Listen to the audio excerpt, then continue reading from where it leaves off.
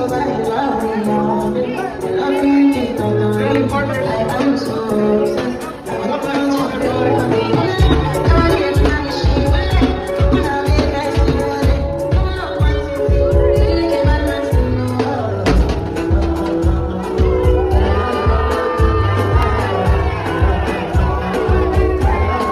I'm like, nah, you definitely mixed with something. And they would get mad. But in the Bay, you could meet a girl before you can say her name, be like, hey, what you mixed with? And she'd probably tell you that her mama's this, her daddy's that. And mixed heritage women have always been my favorite. Like, I don't think I've ever fallen in love with a woman that wasn't mixed. Really? And the debate did that to me. Really? Because it's something you get. Can we talk about this video? Smash. I'm a pass. I'm not into dark skins. I mean, dark skins ain't my type, but I smash just to see what it's like, you feel me? Cause you thick. Okay. Period. You black and I'm finding it. Louisiana, you know I smash. You a freak. What your name is? It's a diamond. You look like you cool, but you. Today, kids, we're going to talk about colorism and racism because according to the men on YouTube, there's no such thing. I guess it's all in our imagination. Imagine if I listen what a hater gotta say. I never give a broke bitch any time of day. You ugly when you jealous, bitch. Look at that face. I'm hot right now when you're not, okay? You big man, oh you big man. Got a big bag, popping big tags. All white Rover, yeah, whip that. Put the graphics up. We ready. Let's go. What's going on, everyone? This is Star. Welcome to the channel and happy Friday. Today, we got a serious show. These men want us to believe that slavery never existed and that police brutality is all in our heads. And redlining, that's something that we also made up. These men are detrimental to our community. I don't care how much these men are getting paid. It's not worth you damaging the future for your children. Whatever you put out into the universe, it always comes back to you or your children. And the last thing you want is your karma coming back to your children. Because that is awful. Some of these men that are telling women to date men that are making $40,000 are the same men that are setting their daughters up to date men outside the race. I've heard men here on YouTube say that they don't want their daughters dating a black man because they don't want her to become a baby mother. Now, isn't that interesting? Yeah. You all better wake up before a tragedy wakes you up. Let's go ahead and move on to colorism. Now, as we all know, colorism is a very real thing. I played the video near the beginning of the two guys that were telling the one dark-skinned woman that she wasn't their type. No, the one guy said that he would hit, and the other guy said she was black as shit. And so that's incredibly offensive. Some of these black men really have a problem. And it's always interesting to see a dark-skinned man tell a dark-skinned woman that she's unattractive. How is it that the dark-skinned woman is always seen as unattractive, but the dark-skinned man is a GQ model? Explain that shit to me, please. A person's beauty has nothing to do with the shade of their skin. Ladies, do not lay down with a man that hates himself and hates his community. The last thing you want to do is produce a child with that man. It would be unfair to that child.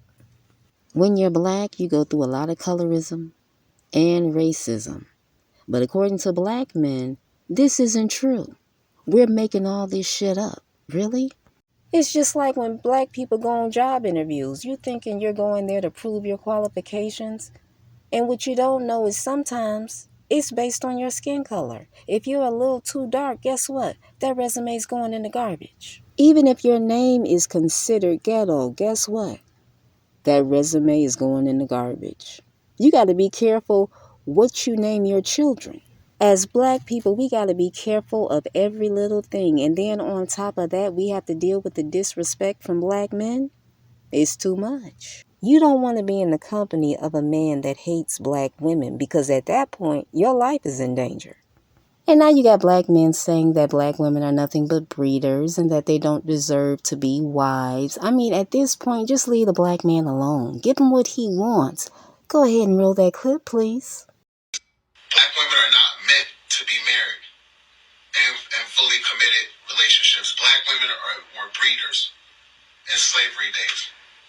And history repeats itself. That's all they are. They are breeders. This is what black men think about black women. A lot of you gonna come on my posts. A lot of black men always come on my posts and say, not all of us, you're generalizing all of us. But why is my biracial voice louder than yours? Where are your videos checking these idiots? Black women are literally being unalived every single day, every hour, by people who look like you. Your silence is co-signing this bullshit. The black men of today are nothing more than modern day slavers. They want to take their white daddy's place so bad that they are oppressing, abusing, and openly talking about unaliving black women in mass. They know that black women are the least protected. They know that the government, the city, the police don't care. And that's why you hear all these black men openly talking about raping and taking black women. Don't come on my fucking post saying that I'm generalizing all black men. Don't come on my post and saying not all. Your silence is literally unaliving black women. Your silence is literally contributing to black women being hurt and black women being harmed. Don't come on my post saying you love black women, yet you're silent. I didn't come from a black womb. I wish I had, but I didn't come from a black womb. I'm this bastard son of a black man. But those of you that did come from a black womb, shame on you. All these black men on this app, on other apps, saying horrible, disgusting things about black women.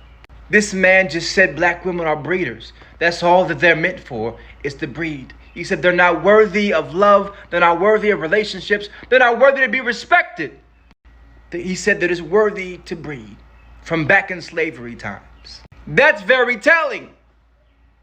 Yeah, the men out here are done.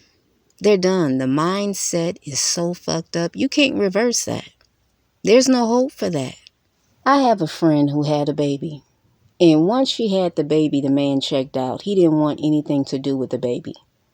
My friend was complaining about the price of diapers, and she was crying constantly to a point where I jumped on Amazon and bought 2 huge boxes of diapers. It was about 400 diapers in total. I had to do what the man refused to do.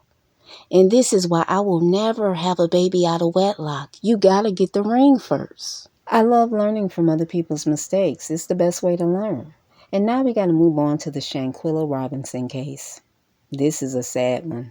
6 months ago, the family of Shanquella Robinson and their attorney spoke today with federal officials and the FBI nearly 6 months after Shanquella died in Mexico while she was on vacation. This happened back in October. The FBI issued a statement today offering condolences to her family and presented the findings of the federal investigation into her death. They said they did a thorough investigation and found, based on the autopsy, the available evidence does not support a federal prosecution. They say they don't normally issue these kinds of public statements, but because of the circumstances, it was important to reassure the public that charges cannot be pursued. The North Carolina native back in October traveled to Mexico with 6 other friends, and Robinson's death certificate does say that she died 15 minutes after suffering a severe spinal cord injury and broken neck. But again, the FBI saying today that charges cannot be pursued in her death.